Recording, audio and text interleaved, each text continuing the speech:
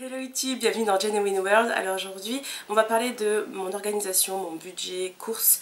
Donc je m'organise énormément pour avoir tout le temps des produits frais chez moi, pour ne pas les acheter trop à l'avance, pour éviter qu'ils ne pourrissent, pour ne pas gaspiller. Donc ce que je fais, c'est que je commence en fait en général la semaine, donc le lundi, par faire des courses chez Dia, c'est-à-dire que je prends quasiment que mes bananes ou peut-être quelques fruits comme des figues, voilà, si c'est pas trop cher. Donc les bananes là-bas sont pas chères, il y a même un rayon bio, donc parfois il y en a un rayon bio, des fois je suis obligée de les prendre en rayon non bio. En tout cas ça reste quand même pas cher et surtout c'est plus pratique pour moi au niveau transport puisque moi je ne suis pas véhiculée, donc je prends mon petit caddie. Et voilà, donc mon début de semaine c'est ça en général, donc soit le samedi soit le lundi je vais chercher mes bananes. Donc je prends environ 4, 5, 6 kilos, 7 kilos selon les semaines, selon ce qu'il y a en fait. Je prends les bananes qui sont vraiment les plus mûres possibles, sachant que si elles sont pas mûres, en tous les cas je ne les mange pas, donc je les laisse mûrir jusqu'à temps qu'elles aient des petites taches.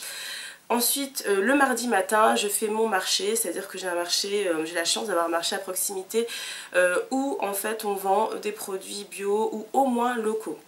Voilà, c'est-à-dire qu'il y a des stands où tout n'est pas bio, mais tout vient de fermes locales.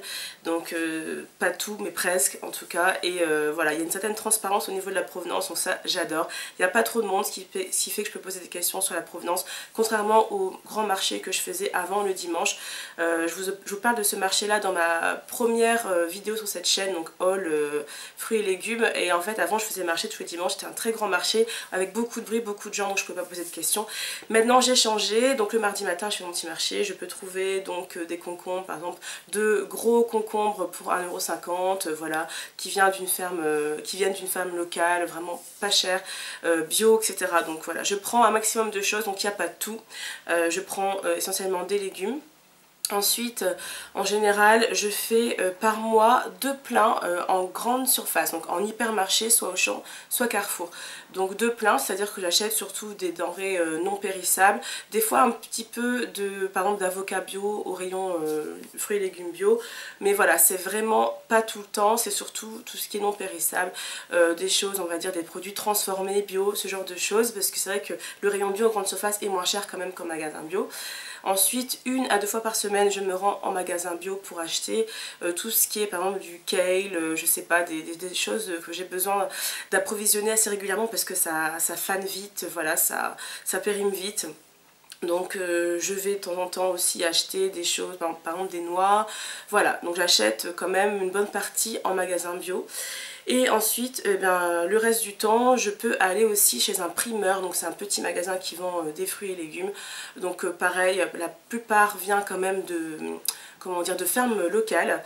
Donc tout n'est pas bio, mais voilà, c'est vraiment de très bonne qualité. Les fruits et légumes sont mûrs, voilà, ils sont vraiment bien conservés. On voit qu'il y a vraiment, comment dire, même au goût, vraiment une très bonne qualité. Donc voilà, moi c'est très important pour moi, il faut que ce soit local, ou si ce n'est pas local, il faut que ce soit bio, ou même si c'est local et bio c'est parfait. Donc voilà, je fais ça, donc ce qui fait que je fais les courses quand même 3 à 4 fois par semaine, ce qui peut paraître énorme, mais il faut savoir que je ne peux pas prendre beaucoup à la fois, voilà, puisque je suis limitée en quantité, et aussi j'aime beaucoup avoir des choses fraîches chez moi, et surtout je veux pouvoir manger ce que je veux au moment où je veux. C'est-à-dire que si j'achète en avance, je sais pas, 3 poireaux et que finalement j'en consomme un et après les 2 autres ne me font plus envie, et bien finalement je vais me forcer à les manger, et ça je n'aime pas. Je préfère manger comme je veux, c'est-à-dire vraiment aller vers les aliments qui m'attirent le plus. Alors au niveau de mon budget, maintenant j'en suis à environ 250 € par mois, c'est ça, j'ai calculé, donc pour un mois de 4 semaines, un mois classique, donc sans compter, bon il y a peut-être 2-3 soirées où je peux manger chez moi parce que voilà, je mange dehors, mais globalement c'est ça. Donc j'ai réussi à réduire mon budget par rapport à la vidéo précédente où j'étais à 300 et quelques, je sais plus.